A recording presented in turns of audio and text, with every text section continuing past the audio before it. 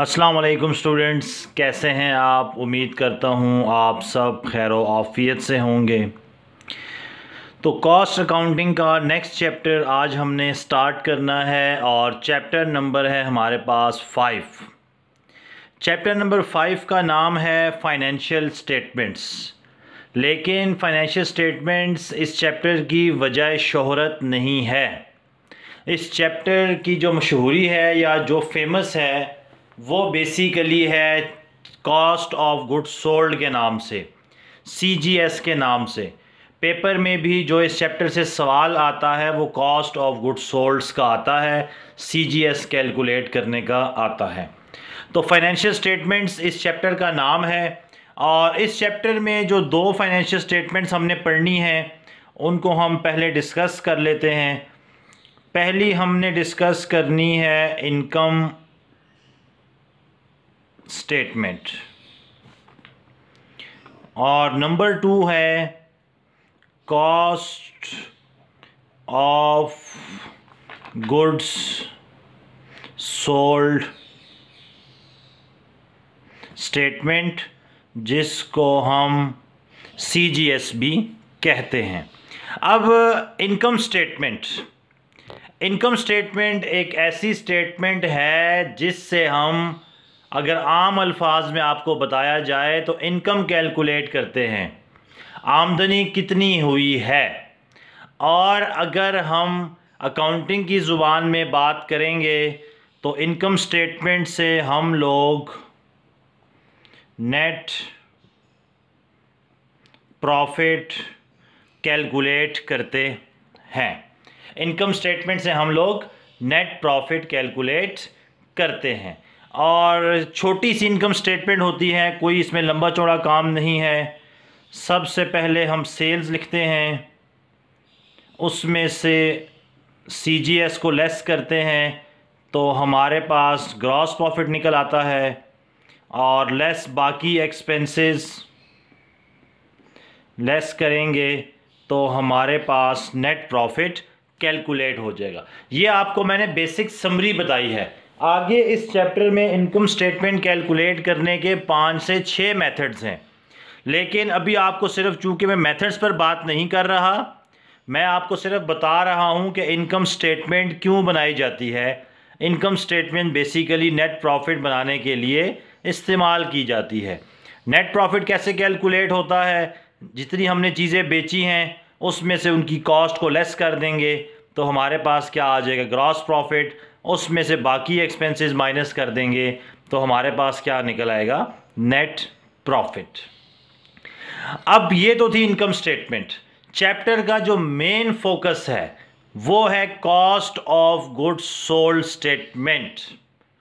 अब सबसे पहले आपको ये बताता चलूं कि cost of goods sold statement बनाना ज़रूरी क्यों है। आप देखिए इनकम स्टेटमेंट में सेल्स में से सबसे पहले cost of goods sold minus करना है। इसका मतलब है कि अगर हमारे पास कॉस्ट ऑफ गुड्स सोल्ड नहीं है तो हम ग्रॉस प्रॉफिट कैलकुलेट नहीं कर सकते।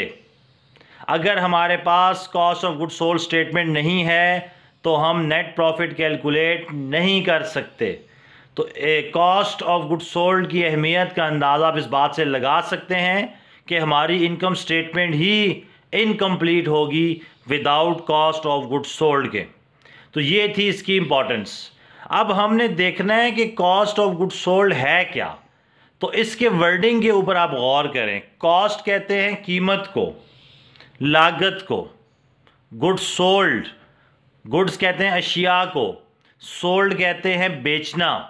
जो चीज़ें हमने बेची हैं उन पर लागत कितनी आई है।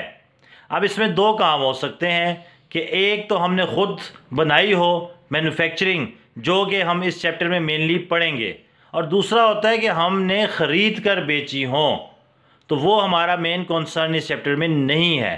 तो हमने cost of goods sold statement में क्या करना है कि जो हमने चीज़ें बेची हैं, गुड्स सोल्ड की हैं, उन पर आने वाली लागत, उन पर आने वाला ख़र्चा, उनकी कीमत कितनी है, ताकि हम अपनी इनकम स्टेटमेंट कंप्लीट कर सकें। अब कॉस्ट ऑफ गुड्स सोल्ड में अगर बात की जाए तो बेसिकली तीन चीज़ें हैं, एक है मटेरियल, एक है लेबर और एक है फैक्ट्री ओवरहेड। ये तीन चीज़ें बेसिकली मेन इंटीग्रल पार्ट है किसका, कॉस्ट ऑफ गुड्स सोल्ड का। Cost of goods sold statement में मेनली जो है आपके पास ये तीन चीज़ें काम आएंगी, material, labour and factory overhead. अब मटेरियल किसे कहते हैं? मटेरियल बेसिकली इंटीग्रल पार्ट है, जिस चीज़ से वो प्रोडक्ट बनी है, ठीक है, मटेरियल मवाद। लेबर उसके ऊपर जो मज़दूरों ने काम किया है, ठीक है, जो ह्यूमन एफर्ट्स अप्लाई हुई हैं, उन्हें हम क्या कहते हैं, लेबर कॉस्ट। और फैक्ट्री ओवरहेड मटेरियल और लेबर के अलावा बिजली इस्तेमाल हो सकती है, पावर इस्तेमाल हो सकती है, हीट हो सकती है, लाइट हो सकती है, कुछ रिपेयरिंग हो सकती है, ठीक है, इसको हम क्या कहते हैं, ये हमारा फैक्ट्री ओवरहेड है। इसमें indirect labour, indirect manufacturing expense, indirect FOH भी इंक्लूड होते हैं, वो अभी हम डिटेल से उसको स्टडी करेंगे। अब मटेरियल जो है ये दो किस्म का है, एक होता है डायरेक्ट मटेरियल और एक है इनडायरेक्ट मटेरियल। डायरेक्ट मटेरियल वो मटेरियल है which is integral part of the product, जो कि प्रोडक्ट का मेन पार्ट है। जैसे कि मैं एक दो एग्जांपल्स आपको देता हूं कि क्लॉथ, हम कोई शर्ट बनाते हैं तो उस पर आने वाला जो कपड़ा है ये क्या है, ये डायरेक्ट मटेरियल है, क्योंकि अगर कपड़ा नहीं होगा तो हमारी शर्ट बन नहीं सकती। इसी तरह अगर कोई बुक है, बुक किससे बनती है, पेपर से। अगर पेपर ही नहीं होगा तो आपकी बुक जो है वो कॉन्स्टिट्यूट नहीं हो सकती। तो direct material is basically the integral part of the finish product and which can be identified with the product, जिसको हम प्रोडक्ट की कॉस्ट में आइडेंटिफाई कर सकते हैं।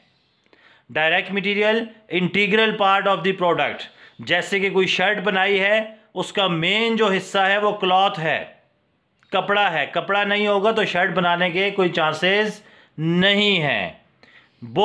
बुक बनती है पेपर से, पेपर नहीं होगा तो बुक बनाना मुश्किल है, नामुमकिन है, ठीक है, इसे हम कहते हैं डायरेक्ट मटेरियल। इनडायरेक्ट मटेरियल, अब इसी एग्जांपल्स को आगे लेकर चलते हैं। अब बुक क्लॉथ है, अब कपड़ा आ गया, शर्ट तो बन गई, लेकिन उसमें आपके पास बटन्स नहीं हैं, स्टिचिंग हुई है, ये आपका क्या कहलाएगा, इनडायरेक्ट। अब कपड़े से शर्ट तो बन जाएगी, लेकिन बगैर बटन के जो शर्ट होगी वो कैसी होगी उसका तसव्वुर आप खुद कर सकते हैं, ठीक है। इसी तरह पेपर तो आ गया किताब बनाने के लिए, लेकिन उसमें बाइंडिंग नहीं है, उसको बाइंड नहीं किया गया, चाहे ग्लू से हो, चाहे किसी और चीज़ से हो, स्टेपलर से हो, ये एक अलग बात है, ठीक है। तो बाइंडिंग क्या हो गई, इनडायरेक्ट मटेरियल, इंटीग्रल पार्ट तो नहीं है लेकिन उस प्रोडक्ट को बनाने के लिए ज़रूरी है। तो direct material which is integral part, shirt की एग्जांपल में कपड़ा है और बुक की एग्जांपल में पेपर है। इनडायरेक्ट मटेरियल, शर्ट की एग्जांपल में बटन हो सकते हैं, स्टिचिंग हो सकती है, और बुक की एग्जांपल में बाइंडिंग वगैरह हो सकती है। तो ये हमारे पास डायरेक्ट मटेरियल और इनडायरेक्ट मटेरियल था। डायरेक्ट मटेरियल इंटीग्रल पार्ट है, इनडायरेक्ट मटेरियल हमारे पास इंटीग्रल पार्ट नहीं है लेकिन उसकी कॉस्ट में इंक्लूड होता है। इसको ट्रेस करना मुश्किल है, ठीक है, इनकन्वीनियंस है जो आपको मैंने एक्सप्लेन कर दिया। अब इसी तरह आती है लेबर। लेबर भी दो किस्म का है, एक है डायरेक्ट लेबर और एक है डायरेक्ट लेबर वो है जो हमने स्पेसिफिकली उसी कॉस्ट के लिए मंगवाई है, उसी काम के लिए मंगाई है, प्रोडक्ट के लिए मंगवाई है, ठीक है। जिसमें आपके पास प्रोडक्शन डिपार्टमेंट के जो वर्कर्स हैं, ठीक है, वो आ जाते हैं आपके पास, जिनका मेन काम क्या है, इसी प्रोडक्ट का। इसके अलावा हम उनसे कोई काम नहीं करवाते, जैसे कि मशीन ऑपरेटर्स हैं, ये क्या कहलाते हैं, डायरेक्ट लेबर। तो डायरेक्ट लेबर स्पेसिफिकली उसी प्रोडक्ट के साथ उसका लिंक होता है, उसके अलावा हम उनसे कोई और काम नहीं करवाते। तो डायरेक्ट लेबर प्रोडक्शन डिपार्टमेंट में जो वर्क कर रहे हैं, या मशीन ऑपरेटर्स हैं, या वो लेबर जो स्पेसिफिकली उसी काम के लिए आई है, उसके अलावा और कोई काम नहीं करती। इनडायरेक्ट लेबर वो लेबर जो डे टू डे ऑपरेशंस में भी काम करते हैं, जिनको हमने वैसे रखा हुआ है काम के लिए, लेकिन क्या होता है कि ये इसको हम प्रोडक्ट के लिए भी इस्तेमाल कर सकते हैं। जैसे सुपरवाइज़र हो गए, क्लीनर्स हो गए। एग्जाम्पल में आप लिख दें क्लीनर या सुपरवाइज़र। अब ये वो लोग हैं जो कि हमारे डे टू डे ऑपरेशंस में भी काम आते हैं, लेकिन साथ ही साथ वो हमारी इस प्रोडक्ट में भी हेल्प करते हैं। तो direct material integral part of the product, indirect material integral part नहीं है लेकिन प्रोडक्ट बनाने के लिए काम आते हैं। डायरेक्ट लेबर जिसका डायरेक्टली ताल्लुक हो इस प्रोडक्ट के साथ, प्रोडक्शन डिपार्टमेंट या मशीन ऑपरेटर इसमें आ जाएंगे। इनडायरेक्ट लेबर जो कि डे टू डे ऑपरेशंस में इन्वॉल्व हैं, जैसे क्लीनर वगैरह हो गया, सुपरवाइज़र वगैरह हो गया, वो डे टू डे ऑपरेशंस तो करते ही हैं लेकिन साथ इस प्रोडक्ट को भी देखते हैं। इसके बाद है फैक्ट्री ओवरहेड। सिंपली बात है कि इनडायरेक्ट लेबर, उसके बाद इनडायरेक्ट मटेरियल, या इसके अलावा फैक्ट्री के तमाम एक्सपेंसेस एडमिन और सेलिंग को छोड़कर, इसमें आपका लाइट आ जाएगा, पावर आ जाएगी, इसमें आपकी डेप्रिसिएशन आ जाएगी, और बाकी इसमें आपके रिपेयर वगैरह ये तमाम काम आ सकते हैं। लेकिन except admin and selling expense. इनकी एग्जांपल्स आगे हम डिटेल से पढ़ेंगे, लेकिन फिलहाल आपने क्या याद रखना है, indirect labour, indirect material, light है, पावर है, डेप्रिसिएशन है, मेंटेनेंस वगैरह हो गया, रिपेयर्स वगैरह हो गया, ये तमाम किस में आएंगे, फैक्ट्री ओवरहेड में। लेकिन याद रखना है कि फैक्ट्री ओवरहेड में ना तो एडमिन एक्सपेंस आएगा और ना ही आपका सेलिंग एक्सपेंस आएगा।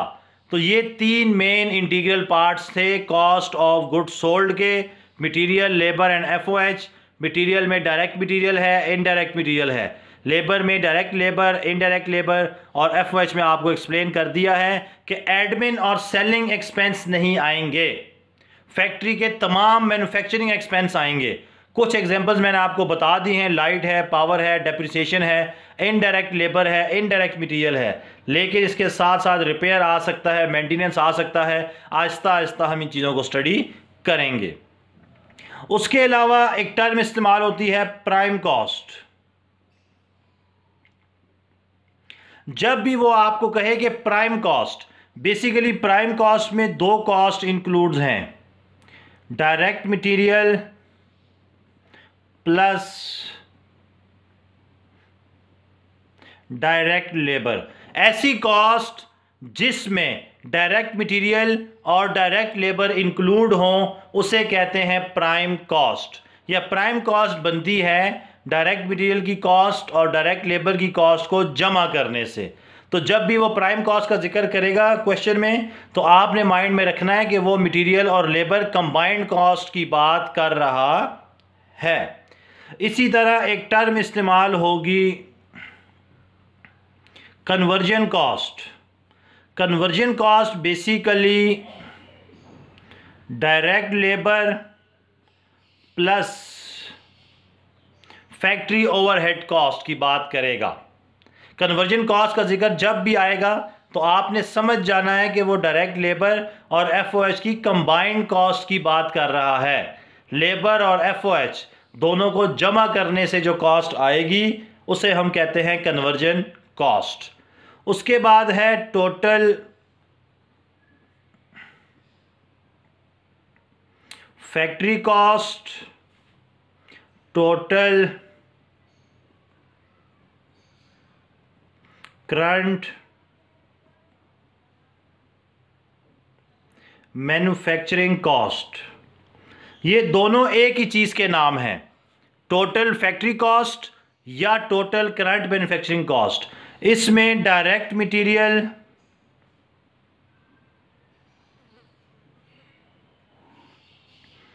Plus direct labour plus FOH, ये तीनों कॉस्ट इंक्लूड होती है। Total factory cost consist of material plus direct labour and overhead. जब भी वो बात करेगा फैक्ट्री कॉस्ट की या टोटल करंट मैन्युफैक्चरिंग कॉस्ट की तो बेसिकली उसमें तीनों कॉस्ट इंक्लूड हैं, डायरेक्ट मटेरियल, डायरेक्ट लेबर और फैक्ट्री ओवरहेड। तो ये हमारे पास इस चैप्टर के इंट्रोडक्शन का पार्ट 1 था।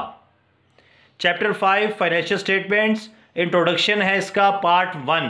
इंशाल्लाह अगले पार्ट में हम आपको एक फॉर्मेट बनाना सिखाएंगे कि जो इस पूरे चैप्टर में लागू होगा, और वो फॉर्मेट जिस बच्चे को याद होगा वो तमाम के तमाम क्वेश्चन सॉल्व कर सकता है। तो ये बेसिकली हमारा इंट्रोडक्शन था पार्ट 1 चैप्टर नंबर 5 का फाइनेंशियल स्टेटमेंट्स, जिसमें हमने समझा है कि इनकम स्टेटमेंट क्या होती है, कॉस्ट ऑफ गुड सोल्ड क्या है, मटेरियल, लेबर और एफओएच किसे कहते हैं, प्राइम कॉस्ट, कन्वर्जन कॉस्ट और टोटल फैक्ट्री कॉस्ट क्या होती है। इंशाल्लाह अगली वीडियो में हम लोग इंट्रोडक्शन का पार्ट 2 आपसे डिस्कस करेंगे और आपको एक फॉर्मेट बनाकर दिखाएंगे जो कि बहुत ही इंपॉर्टेंट है। अगली वीडियो तक के लिए आपसे इजाज़त चाहते हैं। अल्लाह हाफिज़।